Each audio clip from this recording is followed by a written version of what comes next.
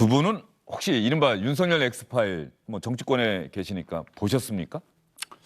저는 뭐 엑스파일인지는 예. 모르겠습니다만 윤석열 전 총장과 관련된 여러 가지 자료는 본 적은 있습니다. 그런데 상당히 그 내용이 구체적이기도 하고요. 충분히 수사기관에서 수사할 만한 대상의 의혹이다라고 보고 있긴 한데 모르겠습니다. 지금 현재 이렇게 엑스파일이라고 떠도는 이야기가 실체가 무엇인지 아직 저도 잘 모르겠고요. 일단 아직은 또 윤석열 총장이 전 총장이 지금 후보자 신분이 아니지 않습니까? 뭐 출마를 할지 안 할지도 모르는 상황이기 때문에 본격적으로 본인이 스스로 출마 선언을 하고 나서 본격적인 후보 검증 국면이 되면 그때부터 아마 여러 가지 이 근거에 대해서 의혹에 대한 근거를 찾지 않을까 이렇게 예상하고 있습니다. 장경태 의원이 파일인지 뭔지는 모르겠지만은 자료 같은 걸 봤다. 그러면 장경태 의원뿐 아니라 다른 동료 의원들도 봤을 가능성이 있겠네요.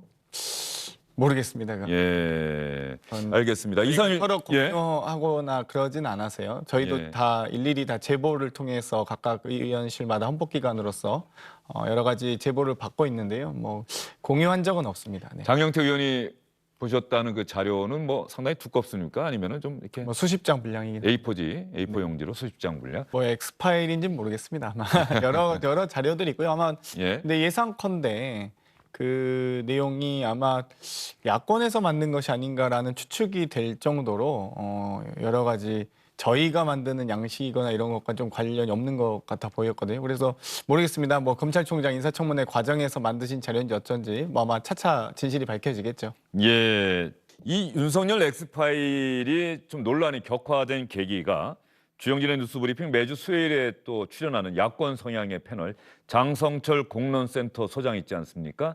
자신의 SNS에 이 엑스파일을 봤는데 이 문건 내용이 사실이라면 윤석열 전 총장이 견디기가 쉽지 않을 것이다. 이렇게 이야기하면서 논란이 격화됐거든요.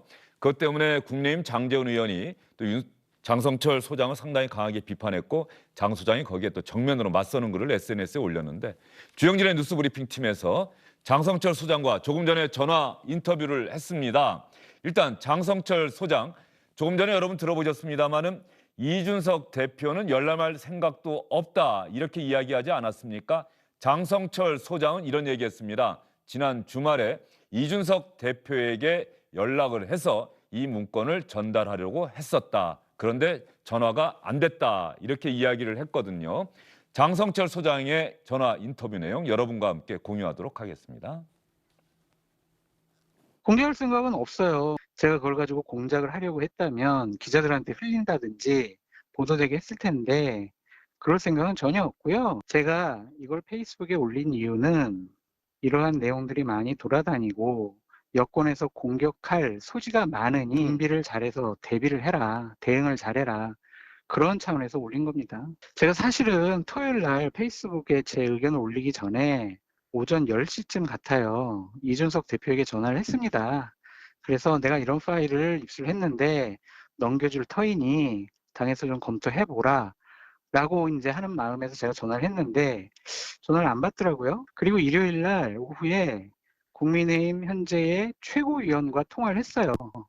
그러더니 그분이 뭐 나한테 주지 말아라. 내가 괜히 그거 받았다가는 내가 오해 사겠다. 주지 말아라. 이런 식으로 얘기를 하더라고요. 그렇게 이제 했던 분들이 저에 대해서 여러 가지 뭐 비판적인 목소리를 하는 거에 대해서는 저도 상당히 좀 섭섭한 마음이 있습니다. 저는 윤석열 총장 측과 뭐 대응을 하고 뭐 싸우고 제가 뭐 논란을 불러일으킬 생각은 전혀 없어요. 저는 페이스북에 제 생각을 얘기한 겁니다. 그러니까 제가 일개 평론가로서 제가 파일을 보고 나서 저의 판단과 생각을 올린 거지.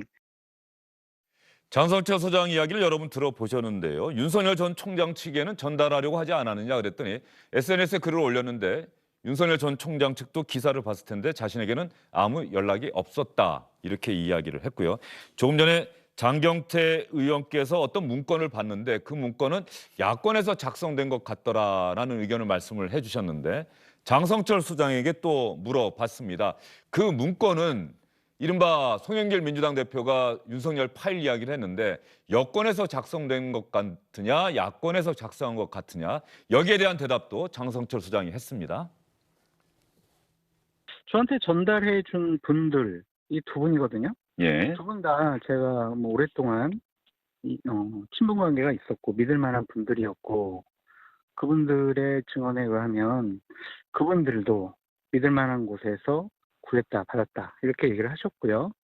내용을 보면은 여러 가지로 일목요연하게 정리가 잘 돼 있습니다. 저도 뭐 정치권에 있으면서 많은 문서를 봤지만 이것은 정리가 잘 돼 있는 문서였고 제가 두 가지 문서를 받았는데 하나의 문서에는 어떻게 이용을 해야 되는 것이냐 하는 정치적인 판단까지 들어가 있어요. 네. 그렇기 때문에 제가 믿을 수밖에 없었다. 그러면 여권에서 작성된 것이다라고 우리 시청자분들이 생각하시면 될까요? 야권에서 윤석열 총장을 저격하기 위해서 저러한 문서를 만들었다라고 믿기가 어려울 것 같아요. 저 문서는 분명히 대선 과정 중에서 윤석열 총장을 공격하기 위한 수단으로 활용될 수밖에 없는 그런 내용들이 있기 때문에 야권에서 작성됐다? 이것은 그렇게 추측하기에는 좀 무리가 있는 것 같습니다.